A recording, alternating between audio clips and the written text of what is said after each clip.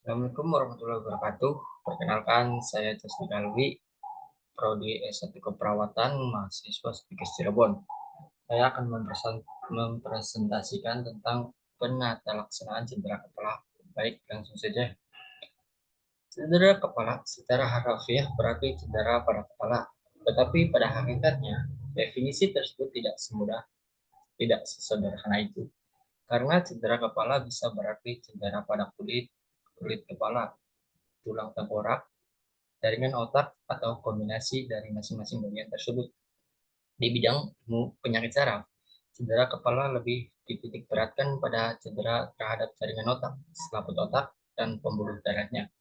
Oleh karena itu, istilah cedera jaringan otak, cedera kranioserebral menurut Janet dan Tesdell lebih tepat digunakan.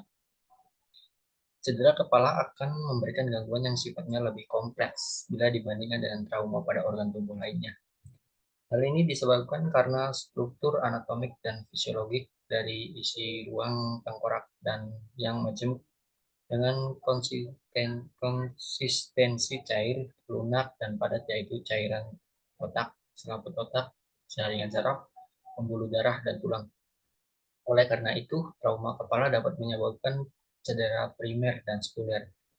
Cedera primer terjadi dalam masa akut, yaitu saat terjadinya cedera yang dapat mengenai jaringan kulit kepala hingga otak berupa laserasi, perdarahan, fraktur tulang tengkorak, dan kerusakan jaringan otak.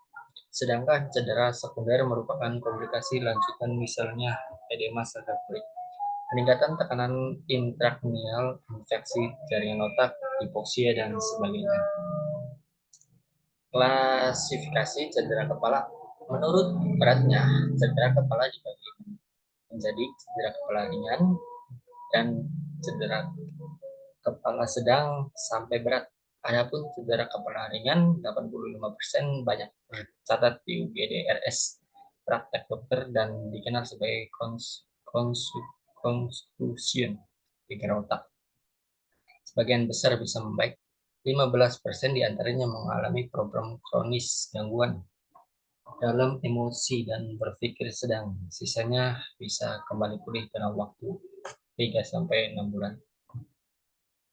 Cedera kepala ringan dan sedang. Cedera kepala ringan dan sedang merupakan prevalensi terbesar ditandai oleh perubahan status mental, disorientasi, bingung atau kehilangan daya ingat, penurunan kesadaran kurang dari 30 menit, gejala setelah cedera sering disebut post-concussive syndrome.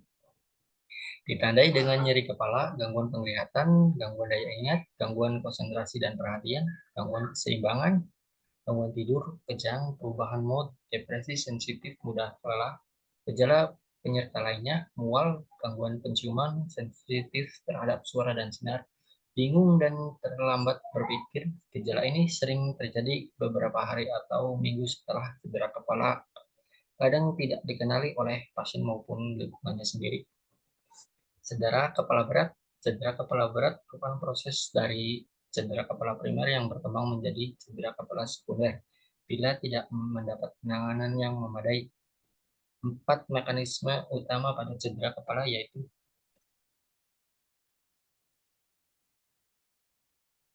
yang pertama kontusi otak, yang kedua kenaikan tekanan intrakranial, yang ketiga difusi aksonal injury, yang keempat iskemik dan perdarahan. Penata laksanaan penderita cedera kepala ditentukan atas dasar beratnya cedera dan dilakukan menurut urutan prioritas. Pasien dengan cedera kepala harus ditangani dan dipantau terus sejak tempat kecelakaan. Selama perjalanan dari tempat kejadian sampai rumah sakit, di ruang gawat darurat, kamar radiologi, sampai ke ruang operasi, ruang perawatan atau ICU, sebab sewaktu-waktu bisa memburuk akibat aspirasi, hipotensi, kejang, dan sebagainya. Cedera kepala ringan atau minor head injury GCS 13-15. Kesadaran disoriented atau notobe command tanpa disertai defisit vokal cerebral Setelah pemeriksaan fisik, dilakukan perawatan luka, dibuat foto kepala, CT scan kepala jika curiga adanya hematom intrakranial, misalnya dari riwayat lucid interval pada follow up kesadaran. Semakin menurun atau timbulnya lateralisasi, observasi kesadaran, pupil, gejala vokal cerebral, di samping tanda-tanda vital. Cedera kepala sedang (TCS 9-12). Pasien dalam kategori ini bisa mengalami gangguan kardiopulmoner. Oleh karena itu, urutan tindakannya sebagai berikut. Periksa dan atasi gangguan jalan nafas, pernafasan dan sirkulasi. Periksa singkat atas kesadaran, pupil, tanda vokal cerebral, dan cedera organ lainnya. Fiksasi leher dan patah tulang ekstremitas. Foto kepala dan bila perlu bagian tubuh lain. CT scan kepala bila curiga adanya hematoma kranial. Observasi fungsi vital kesadaran pupil, defisit vokal cerebral. Cedera kepala berat (GCS 3-8). Penderita ini biasanya disertai oleh cedera yang multiple. Oleh karena itu, di samping kelainan cerebral juga disertai kelainan sistemik. Urutan tindakan menurut prioritas adalah sebagai berikut. Resusitasi jantung paru, airway, breathing, circulation, ABC. Jalan nafas atau airway. Jalan nafas dibebaskan dari lidah yang turun ke belakang dengan posisi kepala ekstensi. Kalau perlu, dipasang pipa orofaring atau pipa endotrakeal. Bersihkan sisa muntahan, darah, lendir, atau gigi palsu. Isi lambung dikosongkan melalui pipa nasogastrik untuk menghindari aspirasi muntahan. Pernafasan atau breathing. Gangguan pernafasan dapat disebabkan oleh kelainan sentral atau perifer. Kelainan sentral adalah depresi pernafasan pada lesi medula oblongata.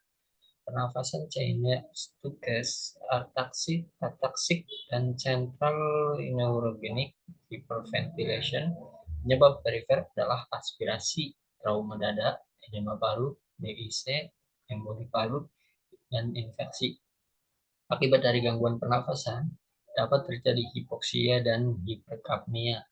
Tindakan dengan pemberian oksigen, kemudian cari dan atasi faktor penyebab, dan kalau perlu memakai ventilator. Sirkulasi. Hipotensi menimbulkan iskemik yang dapat mengakibatkan kerusakan sekunder. Jarang hipotensi disebabkan oleh kelainan intrakranial, kebanyakan oleh faktor ekstrakranial, yakni berupa hipovolemi akibat pendarahan luar atau ruptur alat dalam. Trauma dada disertai tamponade jantung atau pneumotoraks dan shock septik. Tindakannya adalah menghentikan sumber perdarahan, perbaikan fungsi jantung, dan mengganti darah yang hilang dengan plasma, hidroksitel, starch, atau darah. Penata laksanaan cedera kepala bertujuan mempertahankan fisiologi umum tubuh. Penanganan segera akibat cedera primer, pencegahan atau meminimalkan cedera kepala sekunder dengan penanganan peningkatan tekanan intrakranial, mempertahankan tekanan perfusi cerebral yang kuat. Penanganan cedera kepala seringkali terlambat mendapat penanganan karena gejala yang timbul sering tidak dikenali. Gejala terbanyak antara lain mudah lupa, ngantuk, nyeri kepala, gangguan konsentrasi, dan dizziness. Penata laksanaan utamanya ditunjukkan pada penata laksanaan gejala, strategi kompensasi, dan modifikasi lingkungan, bicara dan okupasi untuk disfungsi kognitif dan psikoedukasi. Ya, terima kasih.